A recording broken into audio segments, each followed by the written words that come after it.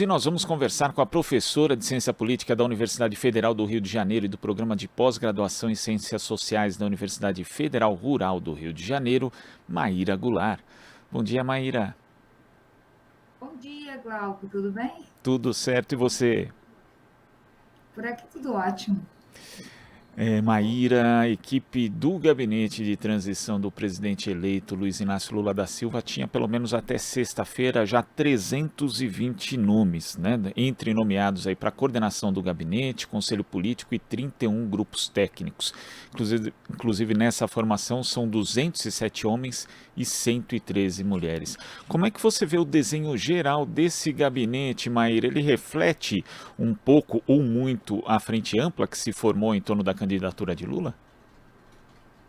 Exato, eu vejo como um espaço para fazer articulações que, de alguma maneira, deem uma devolutiva para essas forças que apoiaram as eleições, sem necessariamente comprometer o conteúdo do governo com as demandas de todos esses elementos que compuseram a frente ampla em prol da democracia que elegeu Lula. Então, eu acho que é um espaço para você fazer negociação, para você agradar aqueles que tinham, mas sem necessariamente comprometer. O objetivo dessa equipe de transição não é tanto lá as políticas públicas implementadas pelos ministérios, mas fazer diagnósticos, fazer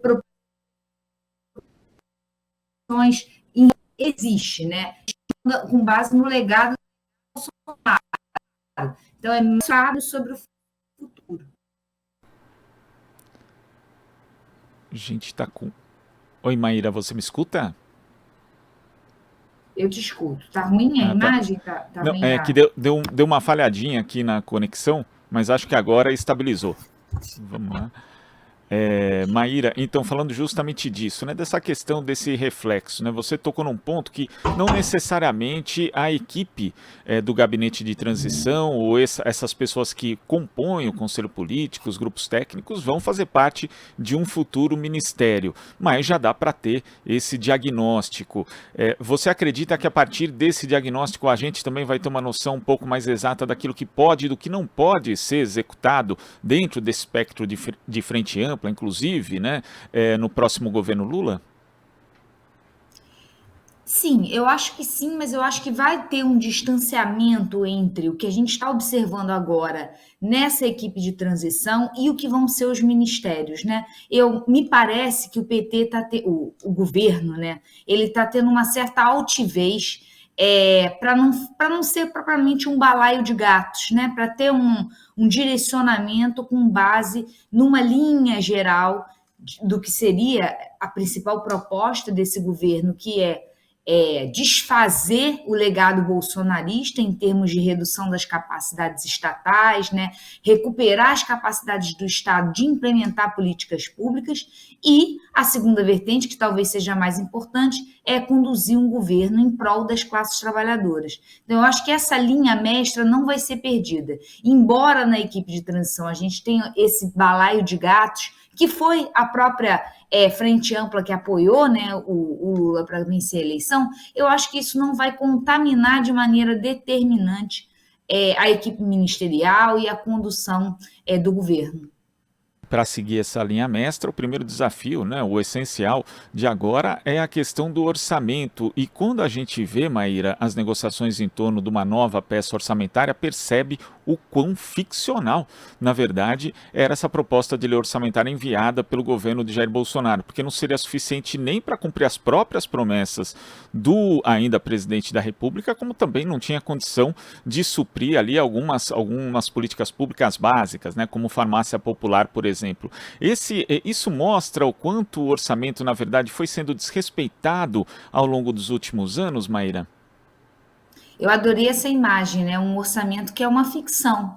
Assim como é uma ficção o teto de gastos, né? O teto de gastos talvez seja aquilo que torna ainda mais ficcional o orçamento, uma vez que ele ingessa de maneira muito determinante qualquer capacidade de investimento do serviço público, do setor público. E isso é impensável num país que ainda não construiu seu estado de bem-estar social. A gente ainda não construiu um estado capaz de atender a toda a população. Então, não faz sentido você criar uma camisa de força para reduzir a capacidade de investimento desse estado.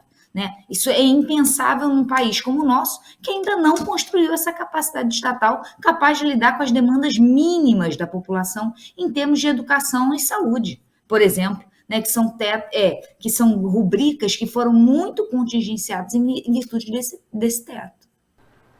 E Maíra, a gente está completando hoje praticamente 21 dias de sumiço na prática, né, do presidente Jair Bolsonaro, que apenas 2 dias depois ali ele veio a público fazer uma declaração, 2 dias depois do fim do primeiro turno, do segundo turno, ele veio dar uma declaração pública de 2 minutos e meio e depois não apareceu mais, não fez suas tradicionais lives, também não organizou nenhuma motociata nem nada. E eu nem estou reclamando muito, porque pelo menos para a gente aqui que estava acostumado a ler nas escaladas as declarações absurdas, preconceituosas, verdadeiras aberrações aqui, até melhor. Mas, na prática, ele ainda é o presidente da República, foi eleito em 2018 e ainda tem um mandato para cumprir. Como é que você vê essa falta de compromissos públicos, essa ausência de Jair Bolsonaro, mesmo ainda na presidência da República, Maíra? O Glauco, eu acho que a gente está assistindo um fenômeno bem interessante, que é o Jair Bolsonaro está estrangulado pelo campo discursivo que ele configurou, né? O que eu quero dizer? Ele, ao longo da sua trajetória, fez uma série de discursos, criou condicionantes discursivos e agora ele não consegue sair dessa camisa de forças.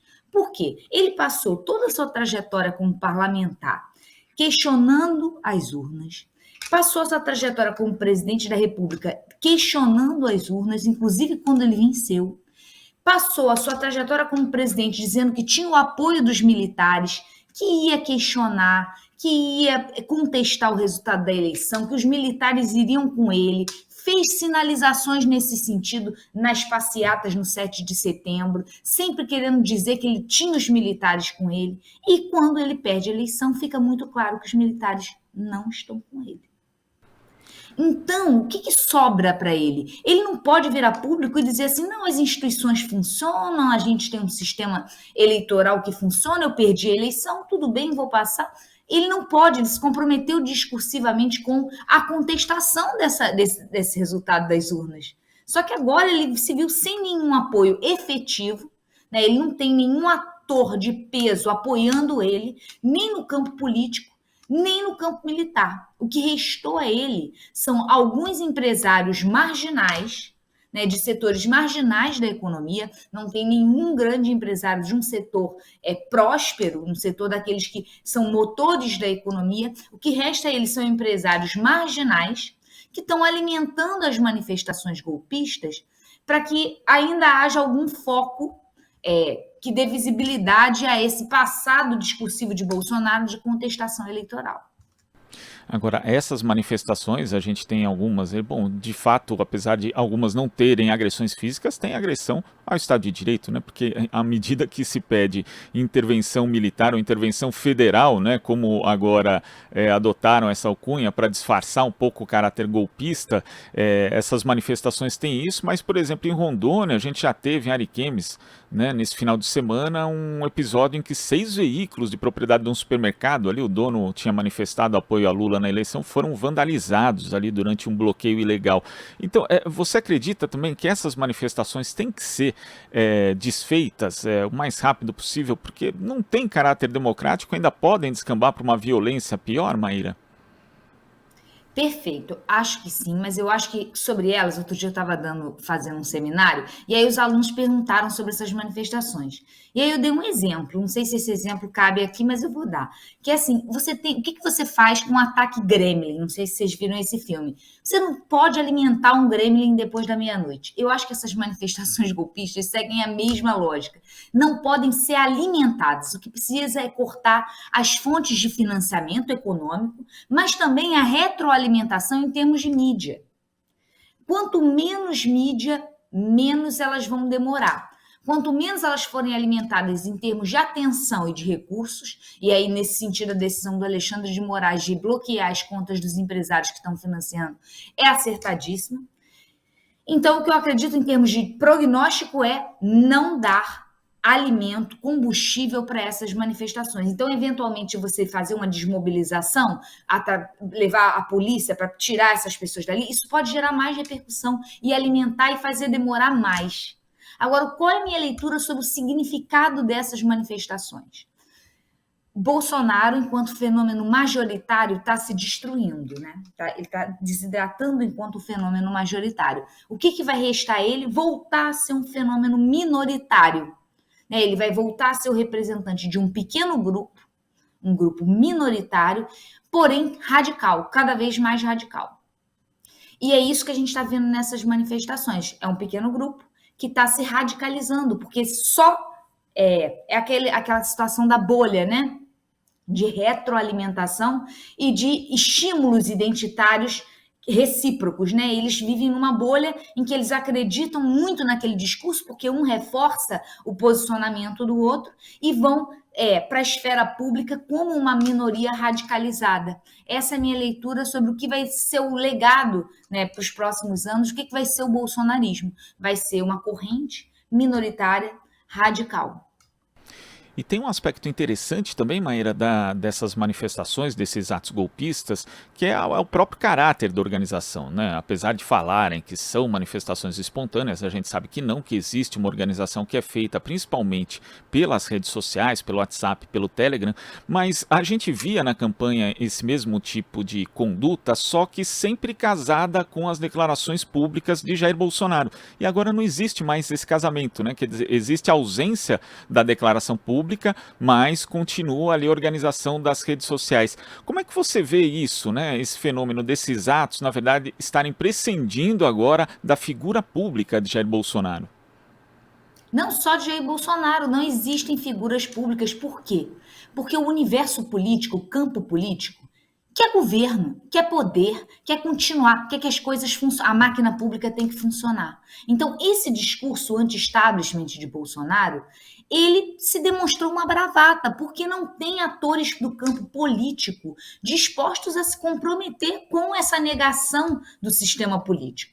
Uma vez que esse sistema político os ampara, os financia, os alimenta. Então, o Bolsonaro ficou sem nenhum ator para permitir que ele viesse a público continuar sustentando o seu posicionamento anti-establishment, ou golpista, ou antidemocrático. Ele não tem background para fazer esse tipo de manifestação pública. Então, ele deixou completamente a esmo. Ele foi deixado primeiro por aqueles que se diziam seus apoiadores no campo político, e, por subsequência, ele abandona os seus correligionários que se tornam, né, esse posto avançado do radicalismo. Mas é uma sucessão de abandonos. Primeiro, Bolsonaro é abandonado pelas elites políticas, que querem tocar a vida, um novo governo, vamos embora, e, subsequentemente, ele abandona os seus correligionários, deixando-os como esse posto avançado do radicalismo de extrema-direita. Maíra, queria agradecer a sua participação aqui no Jornal Brasil Atual. Eu adorei o exemplo dos gremlins. Não vamos alimentá-los depois da meia-noite. Até a próxima, Nem Maíra. Jogar água nele. Também não, porque multiplica. É verdade. Maíra, muito obrigado. Até a próxima. Tchau, tchau. Até a próxima. Obrigada. Conversamos aqui com a professora de Ciência Política da Universidade Federal do Rio de Janeiro, coordenadora do Laboratório de Partidos, Eleições e Política Comparada, Maíra Goulart. Estamos apresentando Jornal Brasil Atual. As notícias que os outros não dão.